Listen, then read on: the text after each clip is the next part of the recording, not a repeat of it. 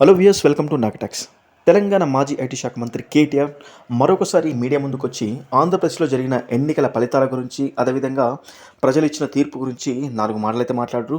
దాంట్లో ముఖ్యంగా జగన్మోహన్ రెడ్డి గారు ముఖ్యమంత్రిగా ఉన్నప్పుడు ఆంధ్రప్రదేశ్లో జరిగిన అభివృద్ధి గురించి, అయితే సంక్షేమం గురించి మాట్లాడుతూ జగన్ లాంటి నాయకుడు ఓడిపోవడం నిజంగా చాలా బాధాకరం, నాకైతే ఒకంత ఆశ్చర్యాన్ని కలిగించింది అంటూ మాట్లాడాడు.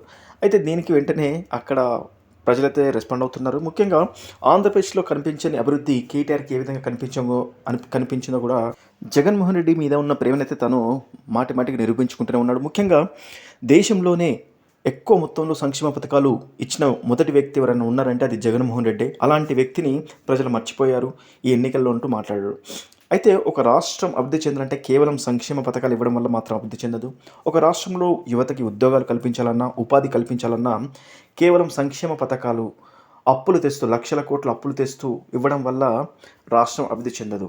అయితే జగన్మోహన్ రెడ్డి గారి కేబినెట్లో ఉన్నటువంటి మంత్రులు రోజు బూతులు తిడుతూ, ప్రతిపక్ష నాయకుల భార్యలని, పిల్లల్ని తిడుతూ మీటింగ్లు కండక్ట్ చేస్తుంటే పాపం కేటీఆర్‌కి చాలా సంతోషం అనిపించింది. ఎందుకంటే మంచి ఎంటర్‌టైన్‌మెంట్ దొరికేది అనిపించింది.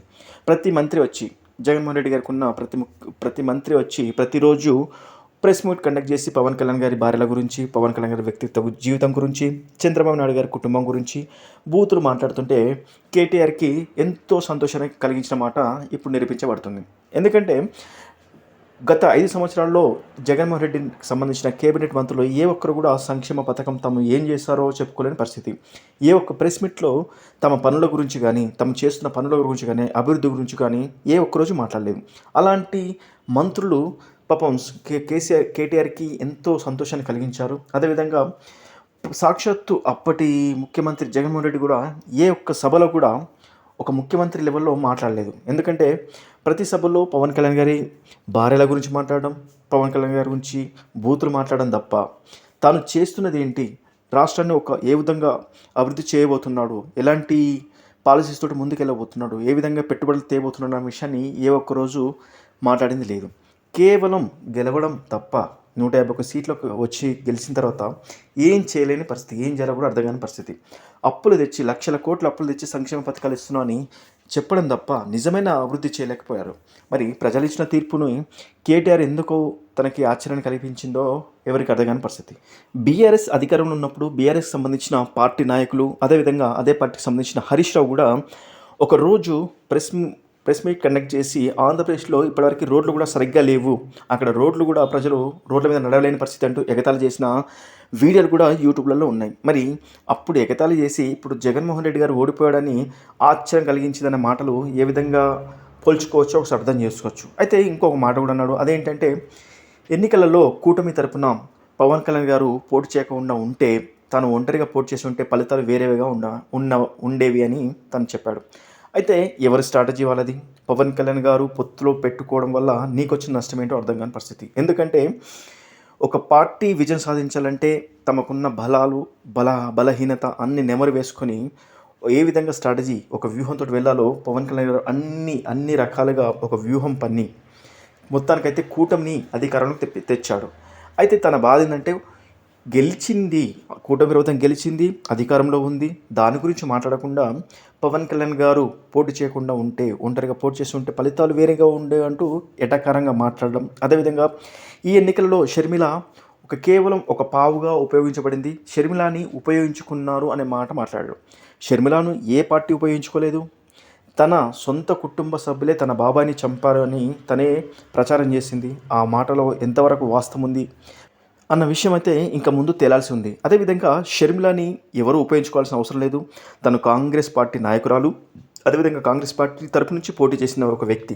అలాంటిది కూటమి ప్రభుత్వం తనని ఏ విధంగా ఉపయోగించుకుందో మన కేటీఆర్కి అర్థం కావాలి. ఇక్కడ అర్థమవుతున్న విషయం ఏంటంటే కూటమి ప్రభుత్వం అధికారం ఉండడం తనకి ఇష్టం లేదు. కూటమి ప్రభుత్వం మీద తనకు ఒక వ్యతిరేకత భావం అయితే ఉంది. అదేవిధంగా బీజేపీకి వ్యతిరేకం ఉన్నందువలన, అదేవిధంగా చంద్రబాబు నాయుడు గారు అంటే అసలే గిట్టని కేసీఆర్లు ఈ విధంగా పరోక్షంగా అయితే చంద్రబాబు నాయుడు గారి మీద అయితే అక్కస్నైతే వెళ్ళబుస్తున్నారని ఒకటి క్లియర్గా అర్థమవుతుంది. సో దాంతోపాటు ప్రజల్లో ఎప్పటికి తిరిగే కేతిరెడ్డి కూడా ఓడిపోవడం ఒకంత ఆశ్చర్యాన్ని కలిగించింది అని మాట్లాడుతున్నారు. ప్రజల్లో తిరిగినంత మాత్రాన గెలుస్తారని ఎలా ఊహించుకుంటున్నారో కేటీఆర్ అర్థం కాని విషయం. ఎందుకంటే ప్రజల్లో ఉన్నంత మాత్రాన అభివృద్ధి చేయకపోతే సరిపోతుందా? ప్రజల్లో తిరిగినంత మాత్రాన ప్రజలకి ఉపయోగం లేకపోతే ఏంటి లాభం?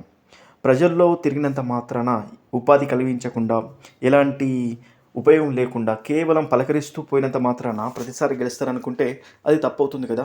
మరి ఈ విషయంలో కేటీఆర్‌కి ఎందుకు అర్థం కావట్లేదో అర్థం కాని పరిస్థితి. ఎందుకంటే ఇక్కడ చంద్రబాబు నాయుడు గారు గెలవడం తనకు ఏమాత్రం ఇష్టం లేదు. కేసీఆర్ కూడా ఏమాత్రం ఇష్టం లేదు.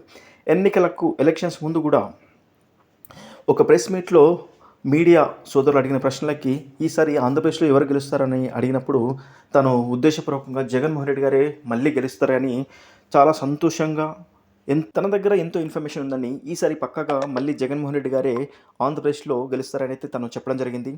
అయితే ఎలక్షన్స్ రిజల్ట్ వచ్చిన తర్వాత మాత్రం తను ఏ ఒక్కరోజు ప్రెస్ మీట్ ముందుకొచ్చిందైతే లేదు. అయితే ఇక్కడ జరిగిన విషయం ఏంటంటే కేటీఆర్ గారైతే జగన్మోహన్ రెడ్డి గారే మళ్ళీ గెలవాలని ఉద్దేశపూర్వకంగా మాట్లాడుతున్న మాటలు చూస్తుంటే గనక మరి అతనిలో అంతగా ఏం నచ్చిందో అర్థం కాదు. ఎందుకంటే 5 సంవత్సరాల్లో ఆంధ్రప్రదేశ్‌లో పెద్దగా ఒరిగిందైతే ఏం లేదు. ప్రజలకైతే కావాల్సినన్ని బూతులు ప్రతి మీటింగ్‌లో, ప్రతి ప్రెస్ మీట్‌లో రోజా గానీ, పేర్ని నాని గానీ, కొడాలి నాని గానీ, మిగతా నాయకులు గానీ బూతులు. వైసీపీ కార్యకర్తల నుంచి ప్రతి నాయకుడి వరకి సోషల్ మీడియాలో బూతులు, ప్రెస్ మీట్‌లో బూతులు తప్ప ఆంధ్రప్రదేశ్‌లో మరి అంతగా అభివృద్ధి చెందినది ఏముందో మరి కేటీఆర్‌కి తప్ప ఇంకెవరికీ తెలీదు.